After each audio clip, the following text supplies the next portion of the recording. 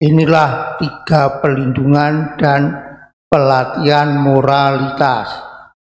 Pada saat Anda mengucapkan Budang Saranang Gejami, artinya adalah saya pergi berlindung kepada Sang Buddha. Saat Anda mengucapkan Damang Saranang Gejami, artinya kita pergi berlindung kepada Dhamma. Dhamma adalah ajaran kebenaran dari Sang Buddha. Saat Anda mengucapkan Sanghang Saranang Gejami, artinya kita pergi berlindung kepada Sangha. Sangha adalah persamuan para biku, yaitu murid Sang Buddha. Kemudian itulah 3 pelindungan: Buddha, Dhamma, Sangha. Setelah itu Anda meminta pembaruan 5 sila atau moralitas Pancasila. Yang pertama adalah Panatipata Wiramani Sikkhapadang Samadhiyami, artinya kita bertekad untuk melatih diri menghindari membunuh dan menganiaya makhluk hidup. Kemudian yang kedua, Adinadana Wiramani Sikkhapadang Samadhiyami, artinya kita bertekad untuk melatih diri menghindari mengambil barang yang tidak diberikan. Kemudian Kami Sumicacara Wiramani Sikkhapadang Samadhiyami adalah kita bertekad untuk melatih diri tidak melakukan perbuatan asusila. Musawada Wiramani Sikkhapadang Samadhiyami, artinya kita bertekad untuk melatih diri tidak menggunakan kata-kata bohong atau memfitnah. Kemudian Suramelaya Majapemaddatana Wiramani Sikkhapadang Samadhiyami, yang kelima adalah kita bertekad melatih diri tidak menggunakan makanan minuman yang dapat melemahkan kesadaran, yaitu sura itu arak. Tapi zaman sekarang menjadi lebih luas seperti butau, ekstasi dan sebagainya, itu sekarang termasuk. Jadi tidak hanya arak saja. Itulah 5 latihan moralitas.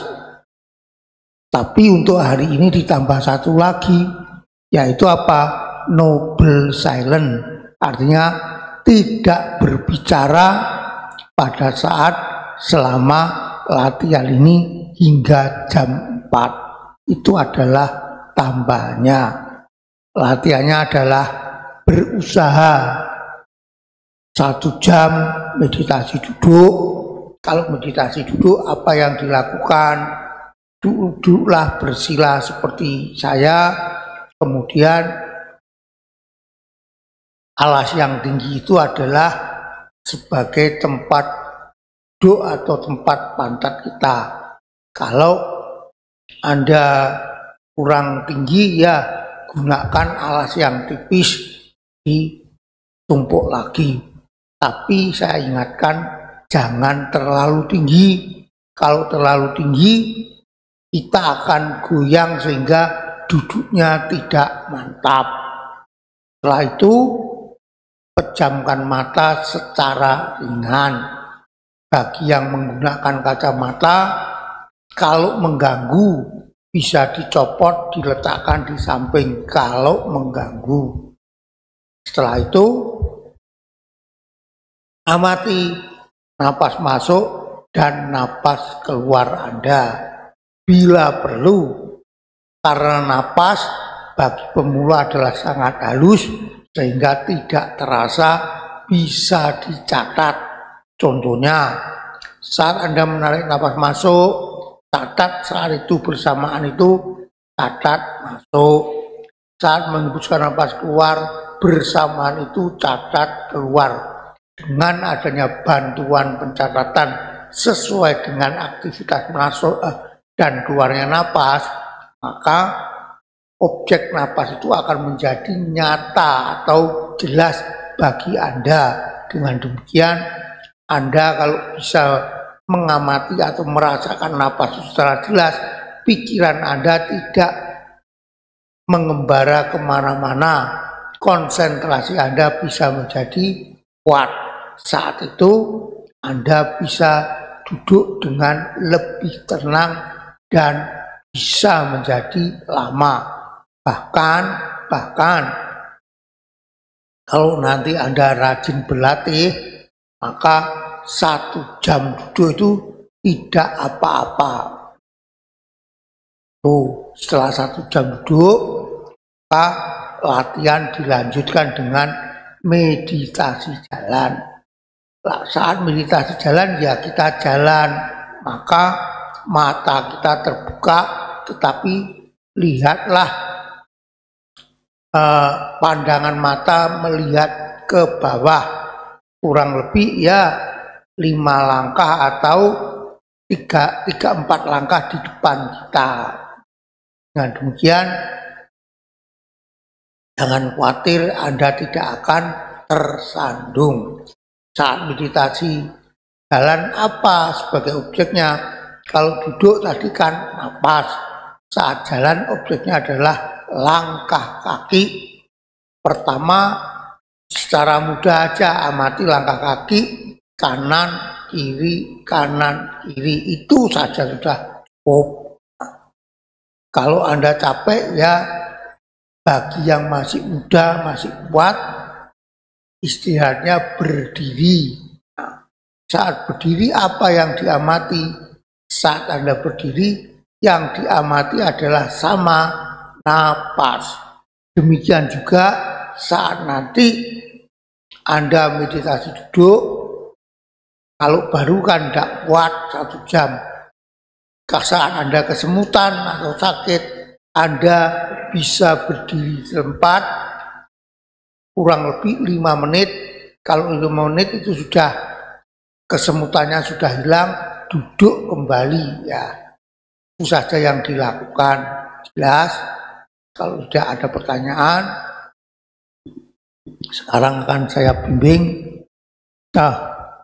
Ya, Anda bisa melakukan meditasi. Meditasi kita lakukan. Saya tambah sedikit Bante. Mungkin tiap 30 menit kita bunyikan lonceng Bante. Tapi yang bisa 1 jam silahkan lanjut sampai 1 jam. Lonceng cuma pertanda pergantian sesi Bante. Terima kasih, silahkan lanjut meditasinya.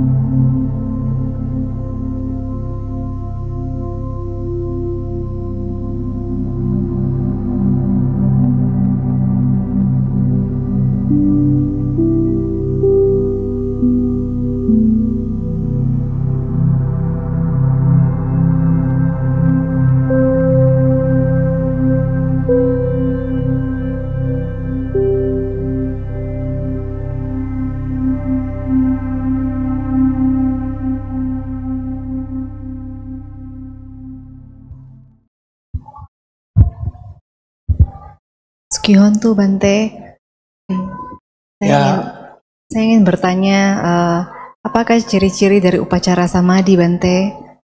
Ya, Terima kasih Bante. Upacara samadhi artinya adalah samadinya, konsentrasinya sudah dekat dengan jana atau apanya samadhi. Itu disebut upacara samadhi. Jadi upacara samadhi itu boleh dikata 5 faktor jana dengan 5 halangan itu boleh dikata sudah hampir seimbang.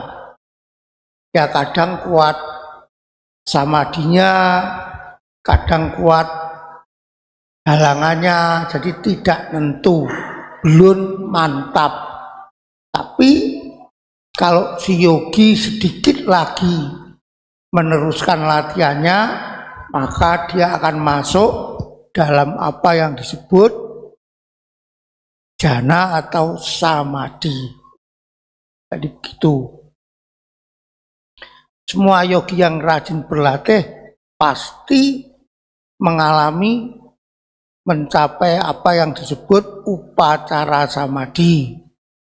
Dan kalau giat berlatih, maka dia akan mencapai samadhi.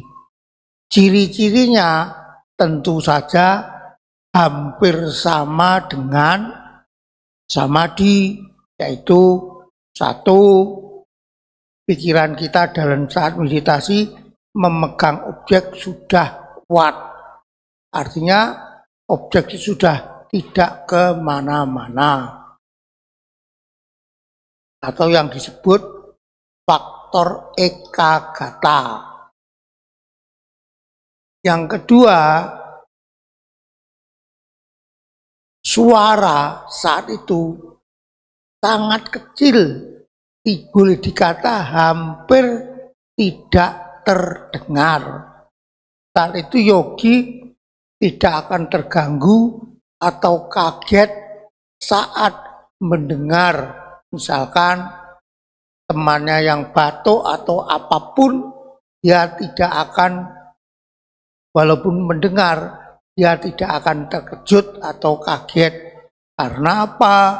Saat itu dia sudah tenang dan sudah memegang objek yang dia pakai, baik itu anapana ataupun meta ataupun kasina itu. Jadi dia sudah betul-betul tenang. Dengan demikian satinya, kesadarannya boleh dikata sangat kuat. Itu adalah upacara samadhi. Kalau saat Anda masuk apa yang disebut jana, suara sudah tidak terdengar. Kalau upacara samadhi kecil, tapi kalau jana sudah tidak terdengar. Karena itu kalau Anda masuk dengan tidak sengaja, artinya Anda sendiri tidak mengetahuinya, yang disebut tergelincir ke dalam jana, Anda akan duduk tenang seperti Buddha Rupang, digoyang-goyang pun juga tidak akan terasa. Itulah ciri-ciri daripada jana, juga apa yang disebut upacara samadhi. Ada lainnya?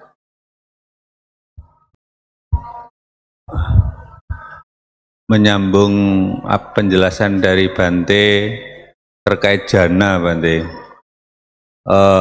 Berarti kalau orang belum terampil masuk jana itu bermanfaat atau justru berisiko berbahaya, Bante?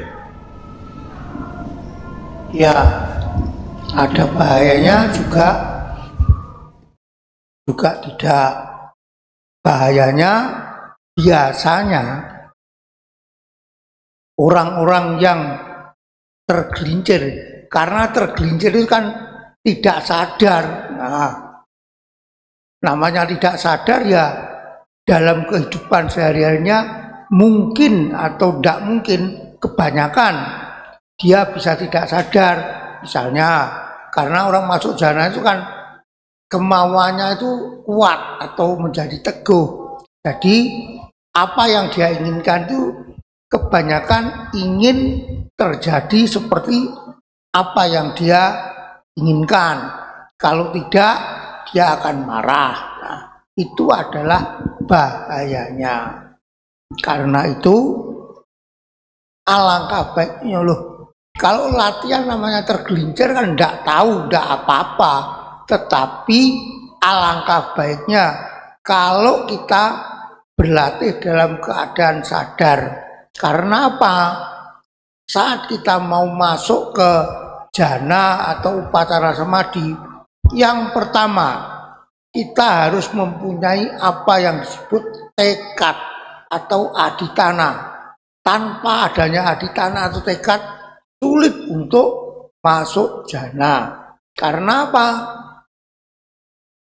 Jana, kalau mau masuk jana itu harus 1, 5 halangan itu betul-betul ditekan. Karena itu halangan seperti terutama rasa sakit, kejengkelan, betul-betul harus sudah sangat-sangat jauh. Karena itu dengan penuh kesadaran, penuh tekad baru bisa. Tanpa itu tidak bisa. Ya bisa-bisa yang disebut yaitu tadi tergelincir. Jadi kemungkinan banyak para yogi itu yang ikut meditasi vipassana, kan kalau ikut vipassana itu kan berhari-hari. Nah, pertama itu berhari-hari mereka tentunya ada yang dalam seharian itu mereka gelisah, tidak bisa tenang-tenang. Tapi umumnya pada akhir-akhir mau selesai latihan kan, sudah selesai kan, mereka kan tidak tegang, justru itu malah bisa tenang. Karena itu disebut tergelincir. Justru permulaan mereka ingin masuk jana malah tidak bisa, karena keinginan ini merupakan suatu halangan yang termasuk nafsu kama canda, tapi kama canda yang canda atau keinginan yang baik ya. Kalau dipupuk dengan benar adalah baik. Itu adalah apa?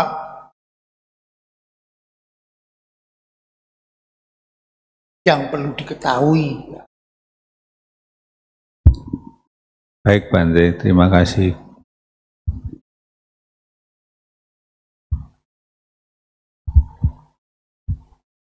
Mungkin ada yang mau bertanya lagi? Saya yang bertanya dulu Bante. Bante, kalau manfaat dari meditasi jalan Bante, kira-kira apa aja manfaat dari meditasi jalan Bante? Meditasi jalan juga membantu meditasi duduk. Karena kalau kita terutama pemula, duduk terlalu lama kan pasti tidak kuat. Karena itu diselingi dengan meditasi jalan.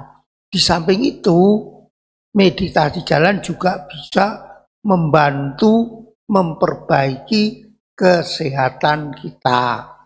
Ya kan, tuh fungsi dari meditasi jalan.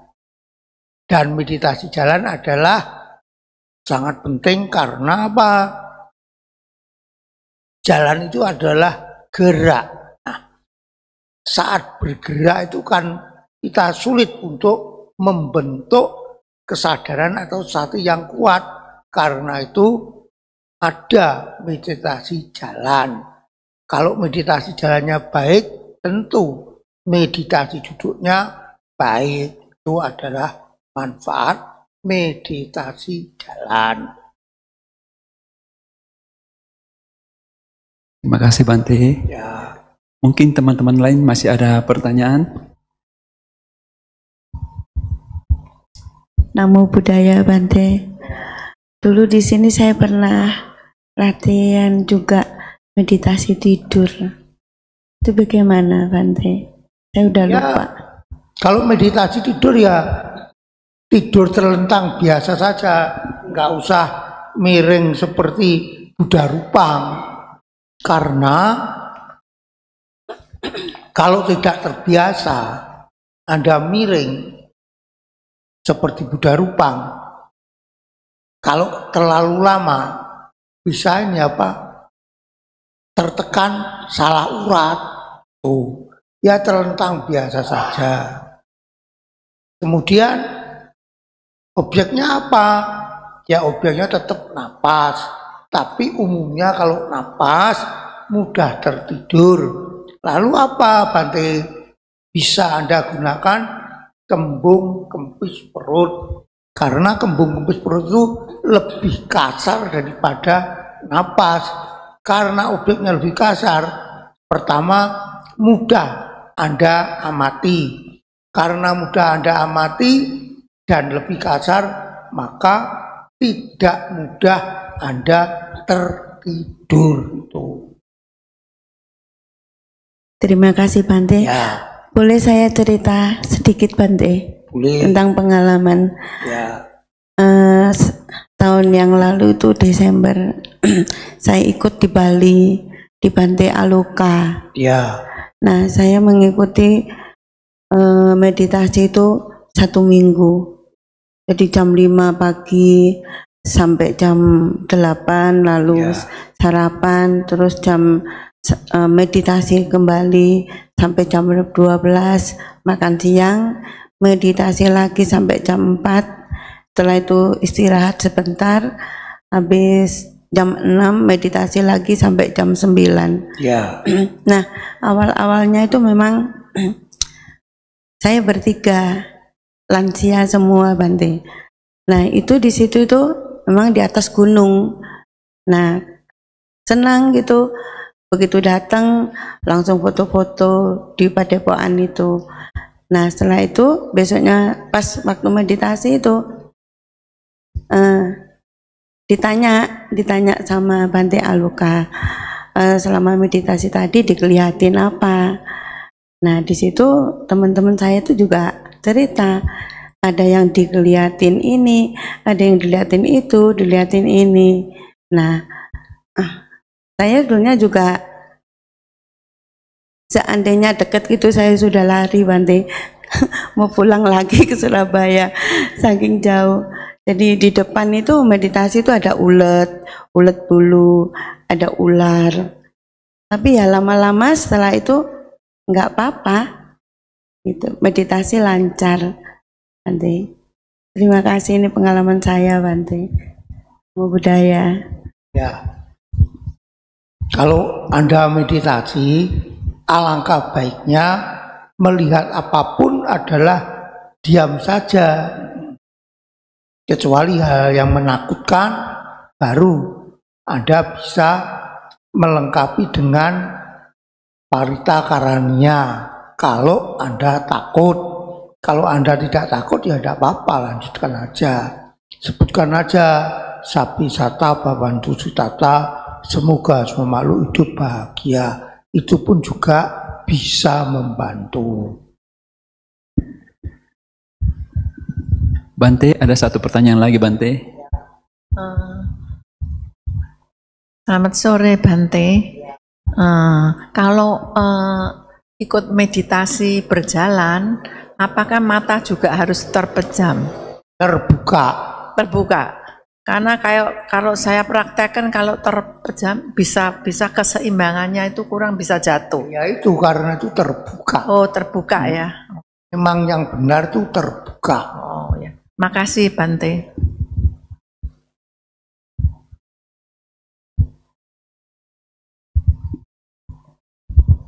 Masih ada yang bertanya lagi? Mungkin kalau sudah ada, belum ada pertanyaan lagi, kita akhiri aja Bante. Ya bisa. Koyanto. Kita akhiri aja Bante ya.